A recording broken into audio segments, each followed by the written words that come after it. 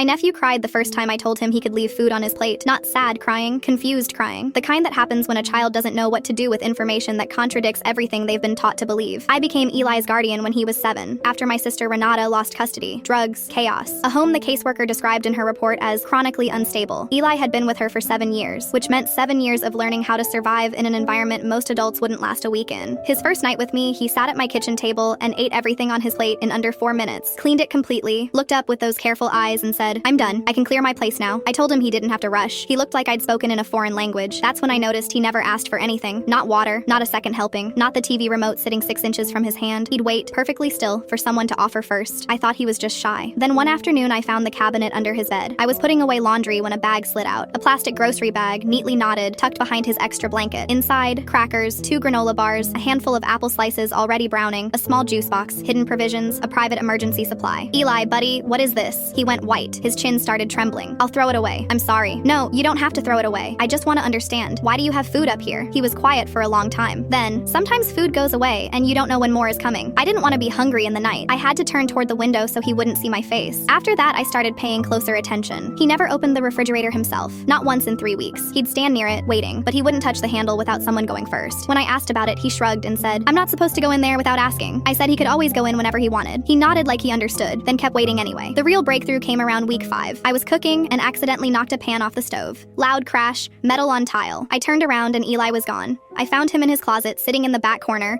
with his knees pulled to his chest and his hands pressed over his ears, eyes shut tight. "Eli, hey, look at me. It's okay. It was just a pan. Nobody's hurt." He opened his eyes slowly, but didn't move. "Is she here?" "She. Renata." "No, baby. It's just us. There's no one here but us." He came out carefully, the way you'd emerge after a storm passed. Later that night, I asked gently if loud noises scared him. He said, "When there was a crash at home, it meant someone was really angry. And when someone was really angry, you had to find a small place and stay very quiet until it stopped." 7 years old, he had already built himself a whole system for surviving other people's rage. I started narrating everything. When I dropped something, I'd say, "Oops, that was just me being clumsy. Everything's fine." When I raised my voice cheering at a game on TV, I'd catch myself and say, "That was a happy noise, not a mad one." When I opened the refrigerator, I'd ask, "Want anything while I'm in here?" Slowly, he started opening it himself. The first time he asked me for something completely unprompted, a glass of water, nothing dramatic, just asked. I excused myself to the bathroom for a minute. He's 9 now. He still checks on his snack cabinet sometimes, but it's half empty most days because he doesn't feel the same urgency to fill it. Last week, he asked if his friend could sleep over in his room. His room. He said it like it belonged to him, because it does. It always did. He's just finally starting to believe it.